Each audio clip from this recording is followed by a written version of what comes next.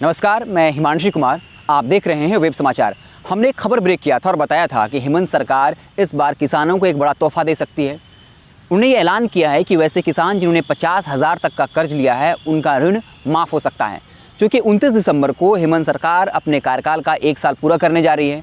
इस दिन वो बताना चाहती है वाकई में किसानों और आम लोगों को लेकर फिक्रमंद है और इसलिए पिछले दिनों से वो कई बड़ी घोषणाएं और ऐलान कर चुका है।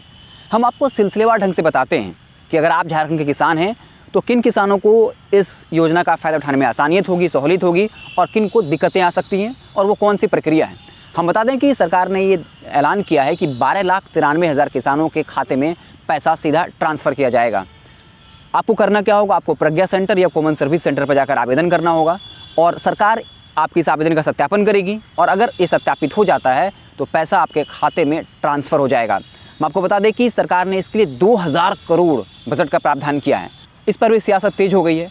हेमंत सरकार का कहना है कि केंद्र सरकार ने इस मामले में, कर्ज माफ़ी के मामले में थोड़ी बहुत भी मदद नहीं करी है, क्योंकि उसे किसान से कोई मतलब नहीं है और हमने अपने सीमित संसाधनों से 2,000 करोड़ अपने किसान भाइयों को समर्पित किया है। उन्होंने कहा कि आप किसान ऋण की छोड़ दीजिए, जो हमारा जीएसटी का पैसा बनता है वो भी केंद्र सरकार ने अभी तक मुहैया नहीं कराया है, लेकिन फिर भी हम अपने तरफ से किसानों के लिए भरकस कोशिश कर रहे हैं कि उनकी मदद की जाए।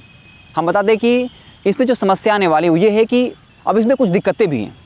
12,93,000 किसानों में से मात्र 6,60,000 किसानों के बैंक खाते ही आधार कार्ड से लिंक्ड हैं, लेकिन पैसा उनके खाते पे सीधा ट्रांसफ़र हो इसके लिए ज़रूरी है कि हर किसी का खाता वो आधार कार्ड से लिंक्ड हो। हालांकि इसके लिए कोशिशें तेज़ हो रही हैं और हाल में हर किसान को ये फ़ायदा इसलिए नहीं मिल सकता क्योंकि इसके लिए सॉफ्टवेयर का जो सिस्टम है वो अभी तैयार नहीं हुआ है। साथ ही साथ सरकार और बैंक ऐसे आवेदनों का सत्यापन कर रही है। सरकार ने बाकायदा एक समिति बनाई है जो रेवेन्यू रिकॉर्ड चेक करेगी।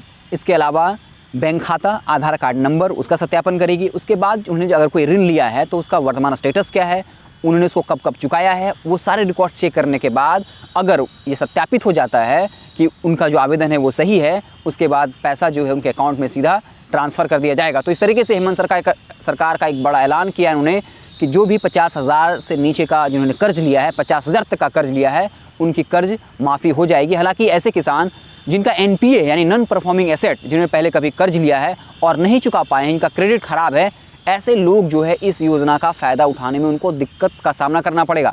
हालांकि सरकार ने एक समिति बना दी है, इस पर मंथन चल रहा है और संभावना है कि ऐसे किसानों को भी फ़ायदा मिल सकता है। लेकिन अभी तक वैसे किसान जिनका एनपीए है उसके बारे में कुछ स्पष्ट निर्देश नहीं है।